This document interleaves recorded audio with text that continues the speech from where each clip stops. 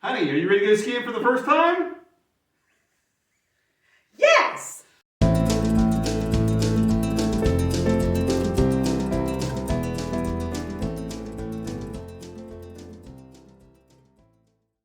Hi, fellow travelers, and welcome to another episode of David and Rachel's Traveling Adventures. Our son is planning to go off to medical school this fall, and I thought about trying to have some family experiences that we could have as memories before he goes off to school. So I came up with a couple ideas. The first thing that came to mind was skiing. Well, I haven't skied in 40 plus years probably, or right around there. Now my wife and son, they've never skied before. But I thought, hey, I've been there, I've skied. It shouldn't be that hard to remember what you did before. And that brings us to our adventure in February. Over President's Day weekend, after work, we loaded up the car and made our way to our condo at Wintergreen Resort. I rented a condo on VRBO, or Vacation Rental by Owner. We stayed in a condo at the High Ridge Condominiums, which is located just 5 minutes from Wintergreen Resort. This condo was huge with 2 decent-sized bedrooms and bathrooms. It had a large kitchen and dining area and a large living room with an awesome fireplace, and the views from the condo were just stunning. We had just had a long day with work and a long drive, so we decided to see if we could find something local for dinner. We headed down to the resort to get a bite at a place called The Edge. The reason why it's called The Edge is because it's on the edge of the ski slopes, which was a pleasant surprise. Not only could we get dinner, but we could take a peek at where we would be going the next evening. So here's the deal with the Edge place. If you want like a great dining experience, you don't go there. If you're hungry, you go there. So the service is just like really crazy. Like you get your food before you get your cocktail, because I think everything's like microwaved. I don't think there's a frying pan or an oven or anything. I think it's all microwaved. So I get my entree before I get my cocktail. But we got a really good appetizer. We got this whole roasted Brussels sprout thing. Phillips wanted it, I wanted it, Dave didn't care, so I don't know. It was really good anyhow. It had like this really good sauce and everything on it. And then Phillips got the spare ribs, and it was like this weird barbecue sauce. It was like mixed with jelly. Like, I don't know how you would describe it. It just had jelly. It's pretty good. Jelly gives me the willies because it's really sticky. So anyhow, the burgers were good, but here's the deal. They ask you, they go, well, how do you want your burger cooked? Do you want it pink or not pink? I mean, not medium rare, it's pink or hot pink, which tells you they jack up these hamburgers in the microwave for, God knows how long. But they actually were pretty good. I got a Negroni because I think Stanley Tucci is cool, and I know he makes Negronis, so I got a Negroni, and I didn't know what it was supposed to taste like, but I'm pretty sure that Stanley Tucci's Negroni doesn't taste like the one at the Edge, because this one was like made of Everclear and grenadine, and I don't think much else. I mean, I drank half that out. I was happy with life. I think that's how she got through the burger. Anyway, the meal cost us about $120 for 3. The atmosphere was great, and it jacked us up for skiing the next day. So after we ate the restaurant, we went back to our condo, we watched the Olympics, and we just kind of chilled out for the rest of the evening. We watched videos on how to ski. Oh yeah, we did. So Our skiing was scheduled for 4 o'clock the next day, so after we got up, we headed off to Charlottesville for lunch and time with Rachel's aunt. Although the distance between Wintergreen Resort and Charlottesville is about 13 miles, it takes about 50 minutes to drive through the mountains to get there. Waze took me on the Blue Ridge Parkway for part of the journey. Growing up near the Blue Ridge Parkway in Asheville, North Carolina, I spent one summer in college working at a campground on the parkway and enjoyed every day that I got to drive to and from work. This trip took me on part of the parkway that I've never been on, which was pretty cool. We met Rachel's aunt at a pretty nice pizzeria called Christian's Pizzeria. Located at 118 West Main Street, Charlottesville, Virginia, you can get pizza by the slice. All right, so my aunt recommended that we meet her at this pizza place. It was kind of funny because first she's like, well, let's meet this pizza place, and I go, well, we can meet anywhere downtown. Let's do like something really light because I knew we were going tubing. And she's like, let's go get pizza. Okay, fine. All right, so we go get pizza, but it's a really cool place because they have all these eclectic toppings. And I don't mean eclectic like they've got like frog legs and lizard bones and peaches. I mean, it's pretty good stuff. It's like arugula, Kalamala olives, and I mean, it's good. But the pizzas are already made. So for a second... No, a little scary at first because we think you're just going to put pizza on a plate and give it to you. But thank goodness they heat it up before they actually give it to you. So. And in an oven, not a microwave. Yes. So it's not quite the Sbarro mall effect. But it actually is really good. I got a piece of mushroom, and I swear it had different kinds of mushroom on it, and so I made sure to get that because this one hates mushrooms, and we don't get mushrooms that much at home.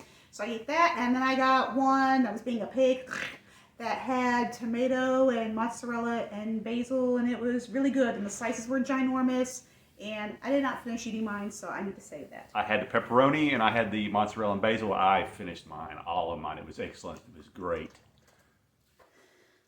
All right, so after lunch, we just hiked up this cute little downtown area towards what's called the Seaville Cooperative Arts Gallery, and it's for the Charlottesville Cooperative Arts Gallery. And it's this cute little place that has all sorts of work by independent artists in the area.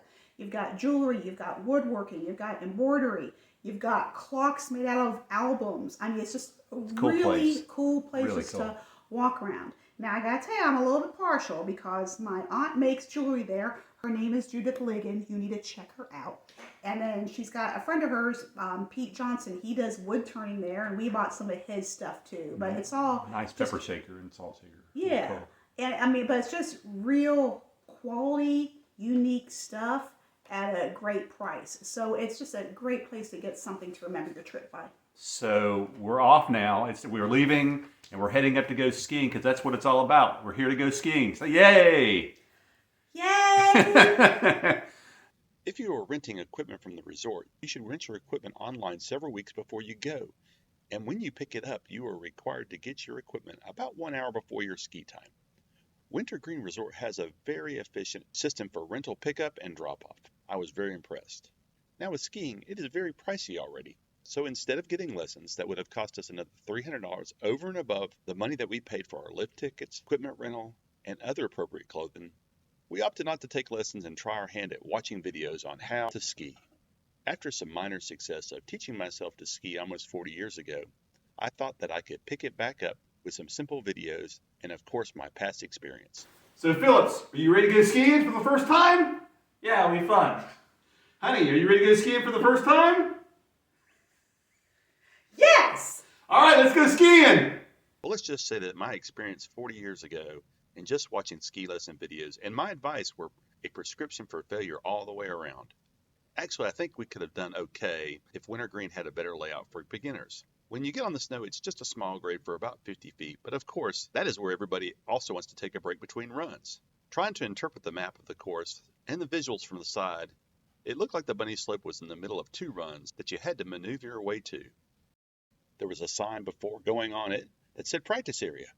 So I called Rachel and Phillips to head down the way by foot so that we could practice. I knew that this was the place for us. It was perfect. After about 15 minutes of doing a little practice and trying to get a feel of it again, a ski instructor came up to me and said that this was for ski lessons only. I said, but it says practice area, and he said yes, for lessons only. I asked where the bunny slope was, and he showed me that I would need to keep going on the other side of the lift. Finally, after getting to the other side, I saw that this wasn't the same bunny slope grade that I had 40 years ago. I knew that I would probably break something, and so would the family too. Oh well, our time of skiing had ended, but all I can say was this was an experience and we had some fun too. The slopes at Wintergreen Resort are awesome and beautiful, and great for experienced skiers, but unless you take some lessons and get your skills ready quickly, it's not conducive for beginners. Rachel asked if I was disappointed, and I wasn't at all. We experienced it, and we were just not made to go skiing. Hopefully Phyllis will give it a try again someday. How was the skiing? Harder than That's I all you need thought. to know. I don't think it's snow. I think it's ice. And I watched some 6-year-olds and try to get lessons from that. That didn't help me. Not a pretty experience. The bunny slope is at a 35-degree angle. There's no way that's a bunny slope. After skiing, we dropped off our gear and headed back to the condo where we had some dinner, made a great fire and eased our bruised egos, and rested for the rest of the evening knowing that we had tubing coming up the next morning, and we love tubing. The next morning we had a 10:30 slot time for tubing. The one difference in scheduling at Wintergreen Resort between skiing and tubing is that you can schedule skiing weeks ahead of the date that you're going to be attending. However, you have to schedule tubing the week that you go. In fact, they don't release the available times until 12 noon the week that you'll be going. I highly recommend that you go on exactly at noon time when they open up the slots. I was on exactly when they opened up the times, and there were already 30 people that had scheduled times that were in their carts. When I got on the site to make my payment, that number went up to 80. Once again, Wintergreen Resort does an outstanding job getting you quickly on the snow to get to the track. And when you get the chance to go down, it is absolutely a blast. What a great track. It is longer and faster than any tracks that I have ever been on. It is worth the visit alone to Wintergreen to get to go down this track. The only drawback is it is a longer track, which means it takes you a little longer to get back up to the top. And if they are full of sliders, then you only get to go down 4 or 5 times before the session is up. Even though I wish I could have gone down more, it was still enough to have some very good runs and to be satisfied with our experience. After the scheduled session of tubing, we headed back up to our condo to change and get some lunch before heading to our next adventure. Even though there were some highs and lows with their tubing and skiing, we had a fantastic time. So if you're looking for a great place to visit during the winter time and you want to go skiing or tubing or anything else or not at all, I highly recommend it, Wintergreen Resort. As always, if you have any other suggestions and things to do at Wintergreen Resort or in the Charlottesville area, please put them down in the comments. If you like what you see, please smash that like button and subscribe, and we'll see you soon on another great adventure. Whenever you're ready. Are we recording now? Yeah. You're sure we're recording? I'm sure. Yeah.